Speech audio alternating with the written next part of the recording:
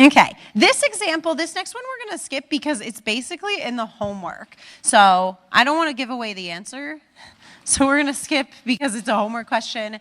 And we're going to do the very last example.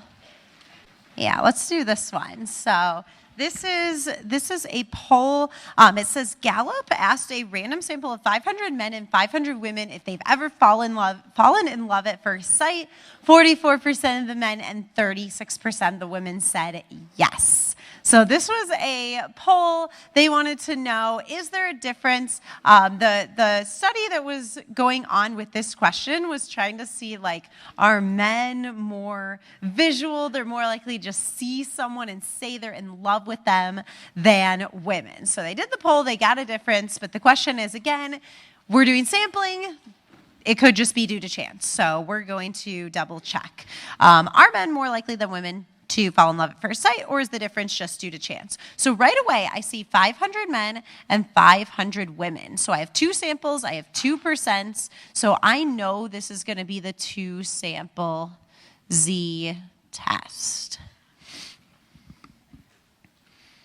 Okay, two sample Z test going on. And we want to just go ahead, do the test as normal. So the first step is to state the null hypothesis. So the null and the alternative. And remember, the null is the boring one. Always for the two sample Z test, it says that the difference is due to chance. So I'm going to say the difference, the true population percents are equal. So the difference between 44 and 36%.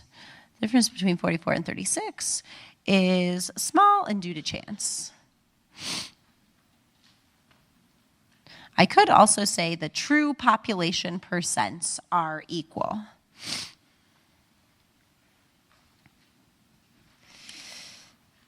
And so, yeah, the null is always the dull, boring one. And then the alternative is the more exciting one. So that's the one that we are trying to see if there's evidence for. So in this case, I'm going to say for the alternative that men are more likely to fall in love at first sight than women, compared to women.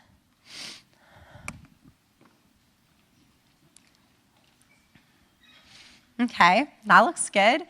And so the second step, step 2, is to draw my null box. And this is where we're going to do the true test. I'm going to do another eye clicker, and I want you guys to think about this. Make sure that you are thinking about what the null means and pick the best one.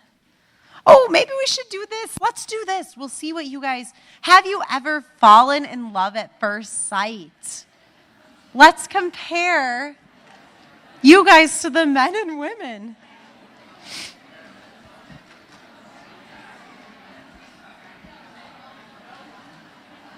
Have you ever fallen in love at first sight?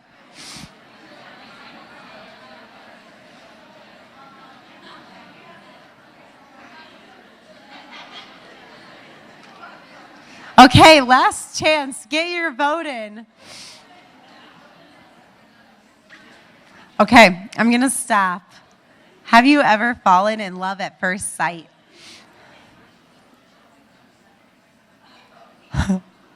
Oh, okay. 33% said yes. That's kind of a lot. Oh, it's not as much as these men and women, though. But that's okay. That's good. Maybe some of you will someday. All right. So we're different, right? Stab 100 students are different than all men and all women. So that was not the question. I didn't even know that question was there. This is the question I wanted to ask. Oh, no, not that one. This one. Describe the null box or boxes. So I want you guys to answer this carefully. Okay? Think about what the null box means. Here we go. 4 options. Which one's best?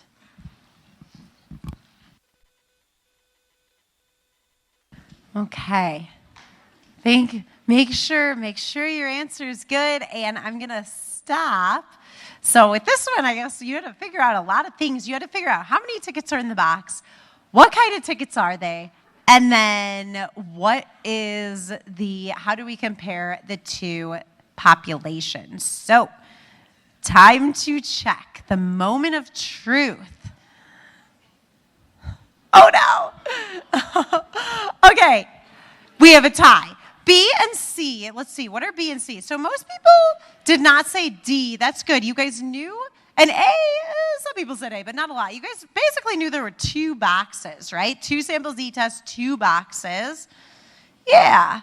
And B says each with millions of tickets, the percentages of ones are the same. C says there are 2 null boxes, each with 500 tickets. The percentages of ones is 44, and the percentages of females is 36. Okay, well, let's think about this. Let's get rid of this. We don't know which one it is yet. I did write down, there's going to be 2 null boxes for the 2 sample Z-test, and null box means you want to assume the null to be true.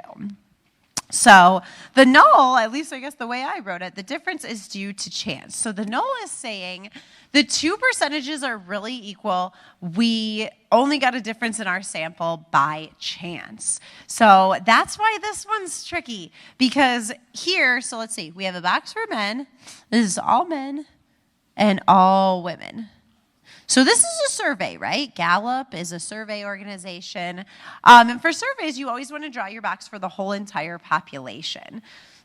So there definitely should be in both of these, there should be millions of tickets. Okay, I guess that gives away the answer then, because one of them said 500 tickets. So if we drew, actually, let's go back to those 2 options. If our box looked like C, if we had 2 boxes each with 500 tickets, the percent of ones in the males is 44 and females is 36. That's just a box for our sample. That's just saying, hey, here's what's in our sample. But really what we want to think about is what's in the whole population. We can take a random sample out of that, but our box, our model, our probability model is the whole entire population. So it should actually be B, 2 null boxes each with millions of tickets, and then we want to assume the null to be true. We want to assume the percentages are the same. So I know that's kind of weird. Again, like I said, it's a super commonly missed question on the exam, but we're going to do a lot of practice with it, so I think you guys will be good. So if I was going to describe these boxes, I would say they're for the whole population. The men and women are either saying yes and no, and the way we represent yeses and nos as numbers is just with ones and zeros. And we don't know what's in the whole population, but we are assuming that the men and women are going to be about the same. So if I was going to describe this, I would say, let's see, I'll write it right here. The percentages of ones, of yeses, are the same.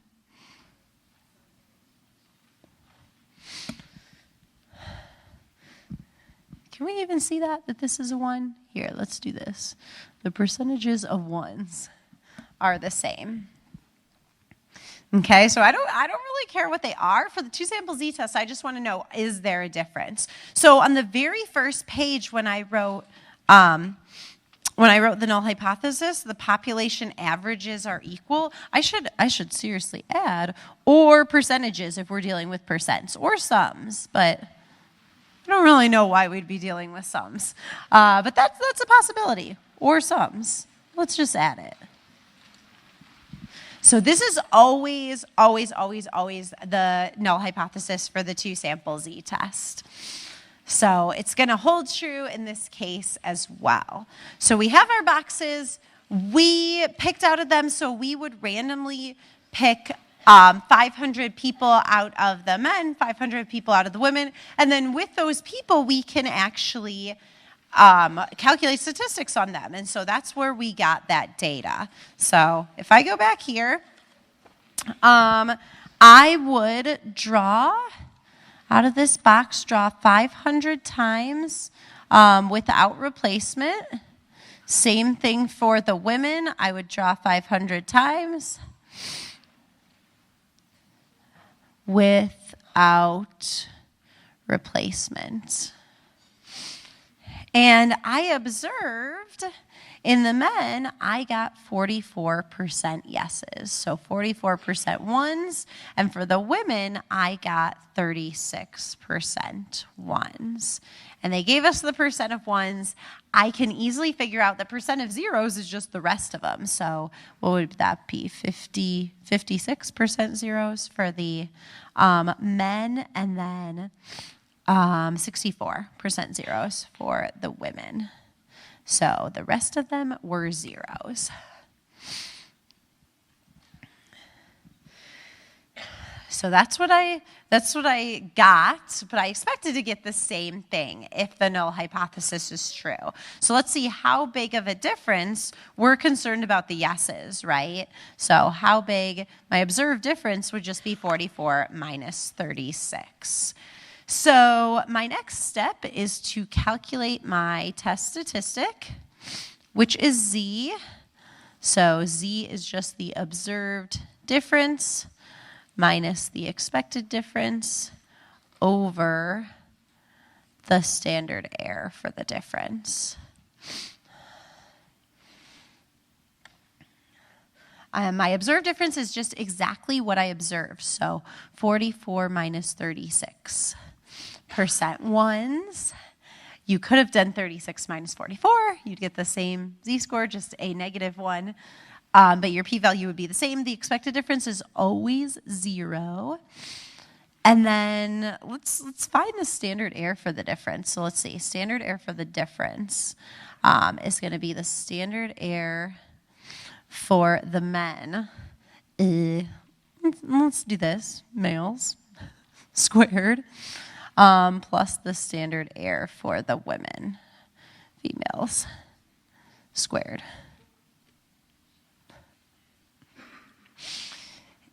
And I don't have the standard errors, but I can easily find them. So this, okay, standard error for males and females. All right, so I'll do the males first.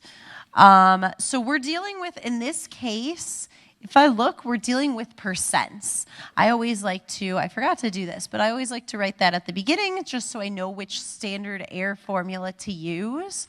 So I want to use the standard deviation of the box over square root of n times 100.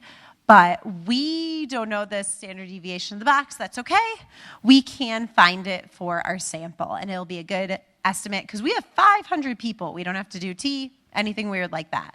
So for the males, let's see. So it's SD over square root of n times 100. Same thing for the females. And then the SD for a 0, 1 box, this is just, we can just do the shortcut formula. So I'm just going to do this all in one step. Absolute value of 1 minus 0. There are 44% ones and 56% zeros. So that's my SD. My n is 500. And then times 100. So I'm using what I got in my sample because these are my sample statistics. They're from the sample, not the population. And I can use that as a good estimate. So 0.44 times 0.56 all under the square root over square root of 500 times 100. And that gives me 2.22%.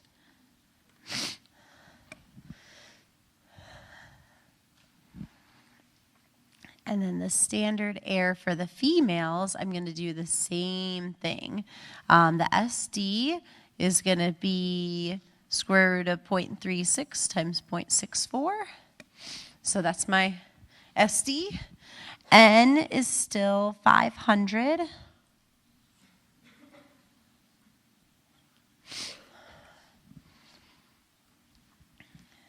And then that gives me 2.15. So a lot of this stuff is like review from exam 3, basically. So anytime we have ones and zeros, anytime we have just 2 types of tickets, we can use that SD shortcut formula to figure out the SD if it's not given. So here are my two standard errors. And I'm running out of room. Let's put it down here. The standard error for the difference is going to be the square root of the men was 2.22 and the women was 2.15. So I need to combine those into one. And that's where the standard error for difference comes into play. So this ends up being 3.09. So here it is too. Here it is again. Standard error for the difference. So 3.09. My z-score ends up being 2.6. So if I think about my p-value, I have p-value, the normal curve, so I'm right at 2.6. Here's 0, 1, 2, 3. Here's 2.6, so that's my difference. That's the 44 minus 36. 0 is a difference of 0. That's what I'd expect. And then the p-value is just going to be the tail for 2.6. So I can look up 2.6 on my normal curve. That will give me the area between negative 2.6 and positive 2.6. It's 99.07. So when I look it up, it's a big one. If I find the p-value, 100 minus 99.07 divided by 2, tail, p-value is always going to be 100 minus the middle area divided by 2. I get a really, really tiny number again, 0.465%. So that's my p-value. That's the probability I'd get this difference if men and women are actually the same, if there really is no difference. So my p-value is small. The probability I'd get my difference just by chance is this. So it probably wasn't due to chance. So my conclusion, step 5, I would say my p-value is less than 5%. So we reject the null.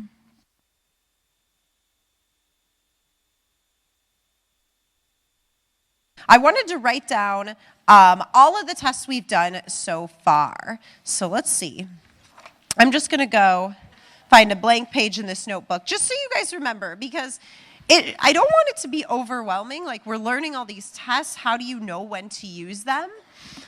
But it can be a little bit. So let's sort out what we already know.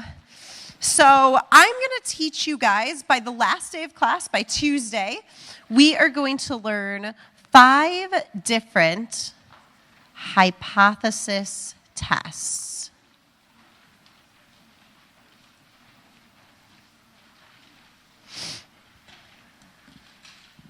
Can you see that? Why is this thing? That's a little better. Okay.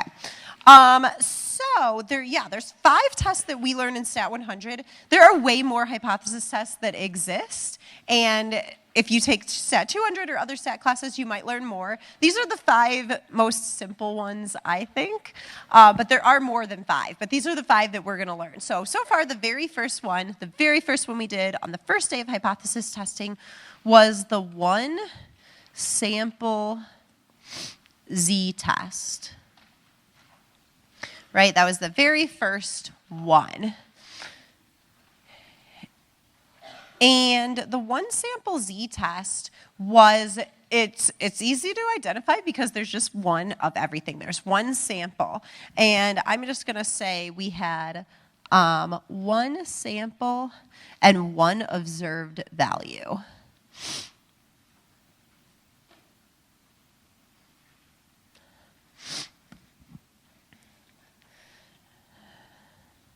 Okay, and then the second one we looked at was the t-test. And the t-test, we know exactly when to use it.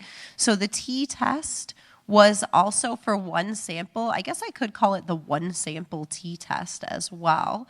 But the t-test was that adjustment we made for small samples. So in order to use the t-test, we said the 3 conditions must be met.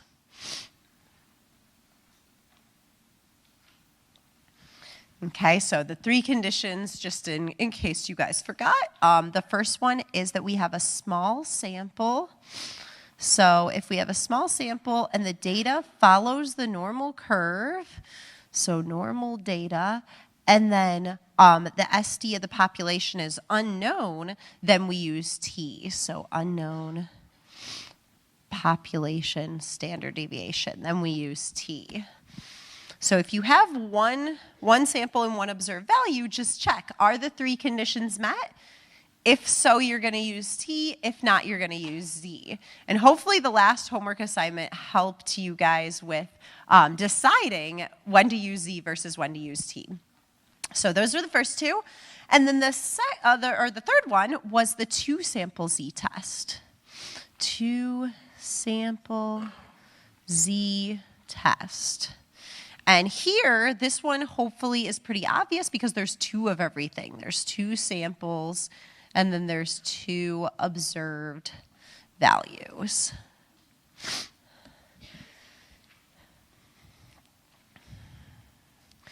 So far, what we've got is, if you have one of everything, you're either going to use Z or T. If you have two of everything, you use the two-sample Z test. And that's where we're at. That's what we've done so far. Today, hopefully this makes sense, I'm going to introduce a fourth test, which is called the chi-squared. So chi is that Greek letter. It kind of looks like a fancy X. It's called the chi-squared test for goodness of fit. That is a mouthful, but that's the whole title. Chi-squared test for goodness of fit.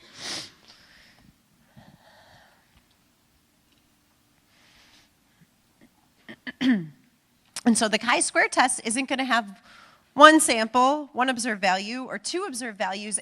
It's what we do when we have three or more groups, three or more samples, three or more observed values.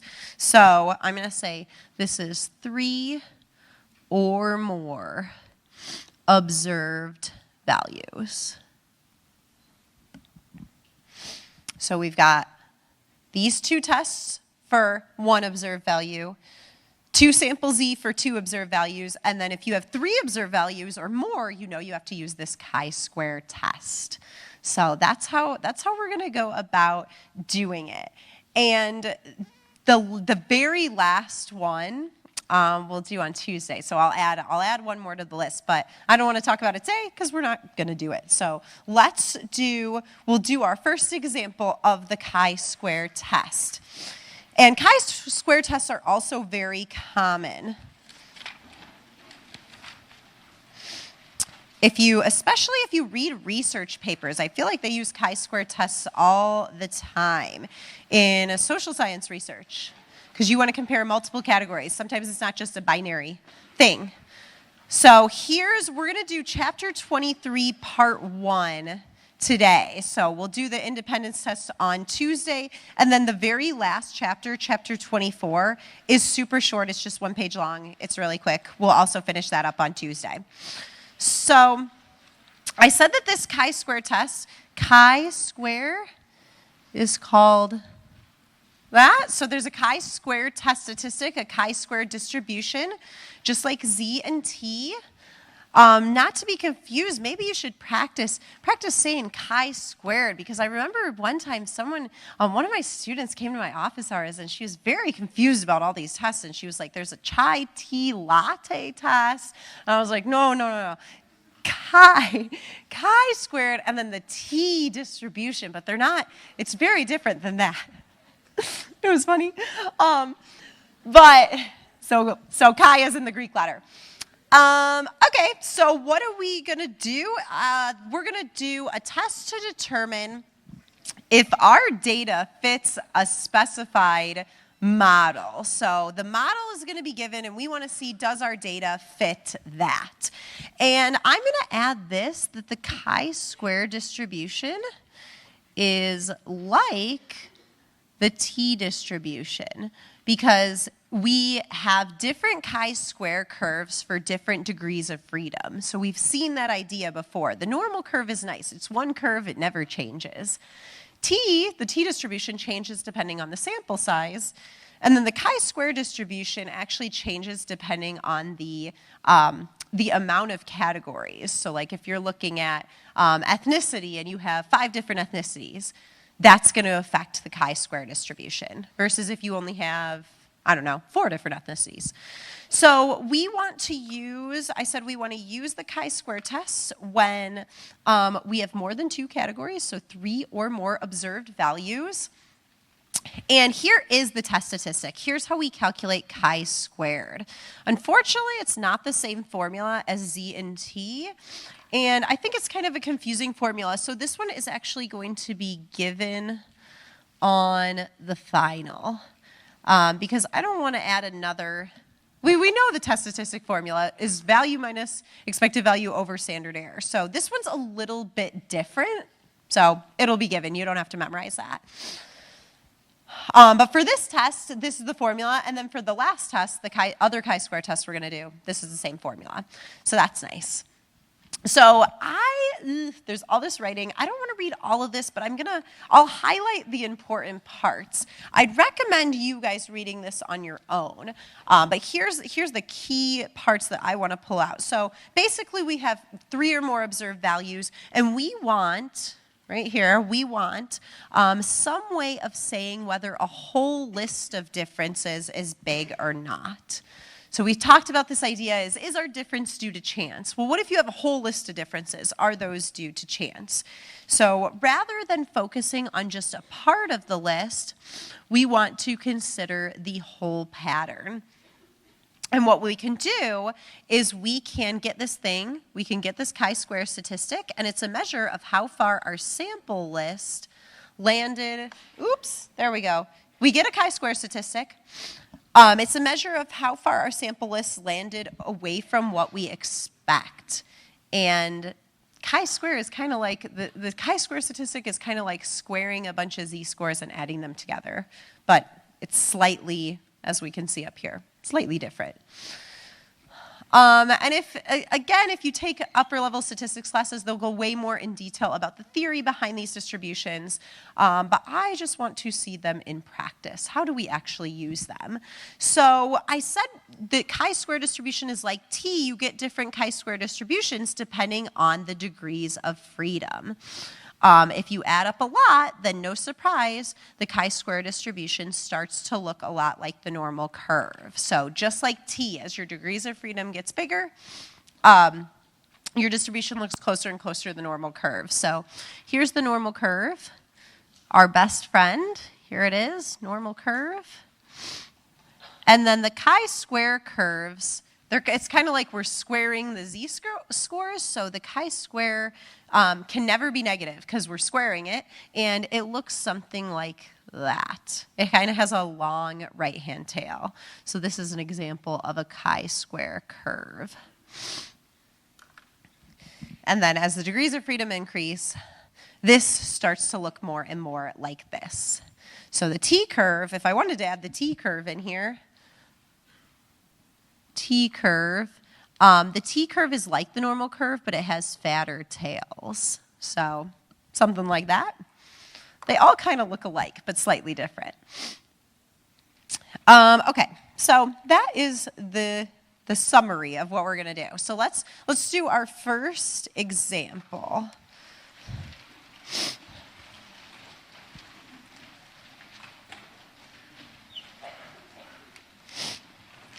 And I think the chi-square test, students usually like it because it's very straightforward.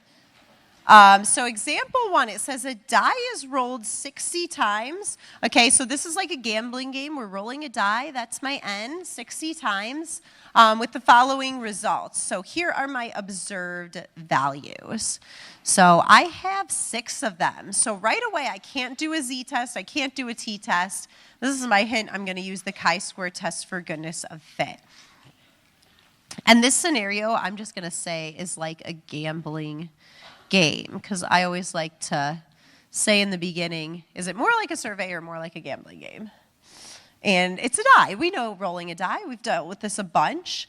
So it says make a chi-square test to decide whether or not the die is fair. All right. So make a chi-square test, and this is going to be the test for goodness of fit. And let's just go ahead. We know the format of the hypothesis test, right? It's always the same, even for these more advanced ones. The first step is always to state our null hypothesis. So our null in this case is the dull, boring one that says the die is fair. That's what our model is right here. It says our model is just that the die is fair. There is nothing weird going on, even though we got these different results. If the die is fair, we should get all the same amount of 1s, 2s, 3s, 4s, 5s, and 6s. But we did it. So the null, okay, I'm going to say the die is fair. Or we could say the differences between what we observed and what we expected were due to chance. I could also say, sometimes you'll see this, the data fits the model.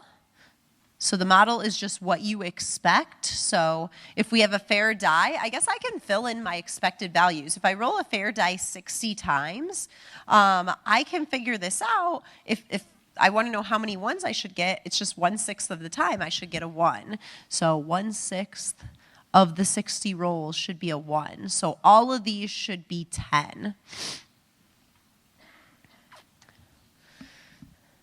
Okay, because if the die is fair, we're assuming the null is true. The die is fair, so I have a 1/6 chance of getting every single number. And so my observed values have to be given, otherwise we can't do the test. And then my expected values are always going to be based on the null. So the null is that the die is fair. So that's how I figure out if I was rolling a die 60 times what I should get. And then my alternative would be there's evidence. I don't know. These are all different numbers. These differences, are they big or not, is the question. So the alternative is testing exactly that. The alternative says the die is not fair. The differences are too big to be due to chance. Maybe the die is weighted on, let's see, what do we have the most of? 3s. Maybe it's weighted towards the 3s. So step 1, per usual, is done. Step 2 is to draw our null box, which is just the box assuming the null hypothesis is true. So assuming we have a fair die, we have drawn the box for a fair die a bunch of times. For gambling games, we want to draw the box for one play, so for one roll. Yeah, I guess we haven't done this in a while, but for a fair die, hopefully it makes sense that we have 6 tickets. If we roll the die once, we have 6 options. I can either get a 1, a 2, 3, 4, 5, or 6.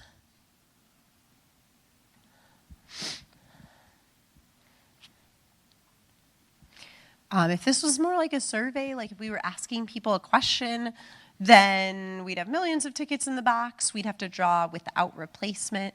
But here, I would actually say we would draw from this box, draw 60 times with replacement, right? For dice, you can't replace a side. You always have 6 sides. So we'd always have to put back in our ticket if we're simulating this by rolling a die. So if I draw 60 times with replacement, I expected to get all 10s, but I actually didn't. So the question is are those differences due to chance? And we can figure out where do we mark this list of differences on our chi-square curve.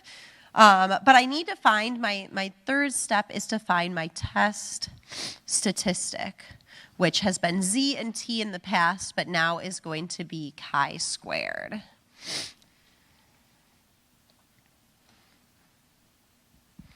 And then for the p-value, we do have a chi-squared table, which is nice. It's just like the t-table, exactly the same. Okay, so my chi-square test statistic, here was my formula from the other page. This thing, the sum of observed minus expected squared over expected. So that's what the table, we made this table to kind of help us figure that out. So here, this is the observed minus expected squared over expected. And then the sum, this, what we get here, because the last row is just summing everything up. That's going to be my test statistic chi-squared. And now that we know our observed, we know our expected, so this is going to be super easy to fill out. Let's see, observed minus expected, 4 minus 10, negative 6. 6 minus 10 is negative 4, and then you guys can fill out the rest of this thing.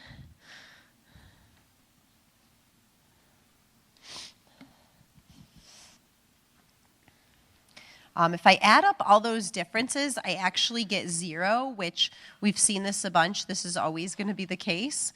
They're like deviations from the expected value. So that doesn't really help us. That's why the chi-square statistic, we have to do this other stuff to actually make it into an actual number, so it's not 0 all the time. So when I square all these, all the negatives go away. So chi-squared is always positive. So negative 6 squared is 36. 16, 49, 36, 4, and 1.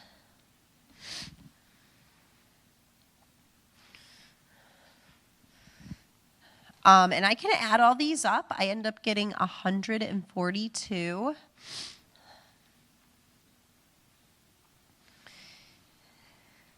And I can actually, if I wanted to, because all of my expected values are the same, all of these would have a common denominator. So I could actually just go straight from here to here. If I really wanted to, I could say, well, this is going to be the sum of my observed minus expected squared is going to be 142. And then if I divide by 10, that gives me chi-squared. So I end up getting 14.2.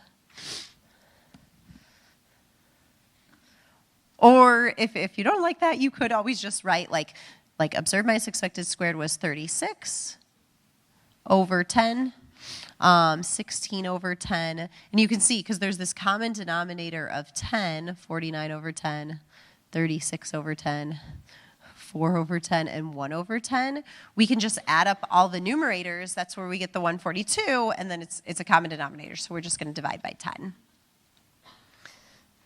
So basically right here for this column, we really want to only sum. The only time the sum is important in the second to last column is if all the expecteds are the same.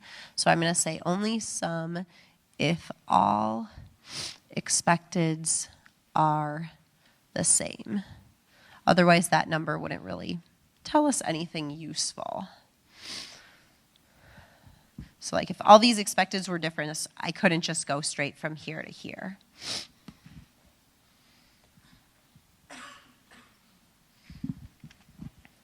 All right, so my test statistic is 14.2 chi-squared. And that means, I guess we don't know what it means yet. We need to figure out what is the p-value. And for the chi-square table, not only do we need the chi-square statistic, but we also need the degrees of freedom. So I don't think it says this anywhere in the book, so I want to make sure to write it down. The chi-square degrees of freedom, unfortunately, it's not just n minus 1. Like the t-test, instead, the idea is how many categories are there. So the degrees of freedom for the chi-square test is actually the number of categories minus 1.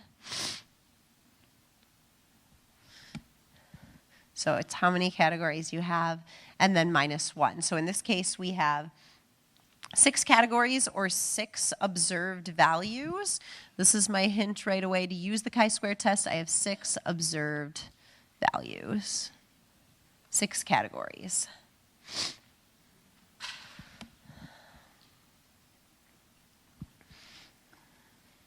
Okay, so my degrees of freedom in this case is 6 minus 1, which is 5. And then that's all I need. I need 14.2 and 5 to find my p-value. So we'll take a look at the chi-square table. Like I said, it's read exactly the same as the t-table. It's not exactly the same, though, because the numbers are different, but you read it exactly the same way. So let's look at it. I have one somewhere. Definitely at the end of the final, because you guys will get one on the final. This one is an old one. It's kind of You can't really see it that well. The one I have on your final looks a lot better. But basically, I read it just like the t-table. So these are the p-values. Page 217.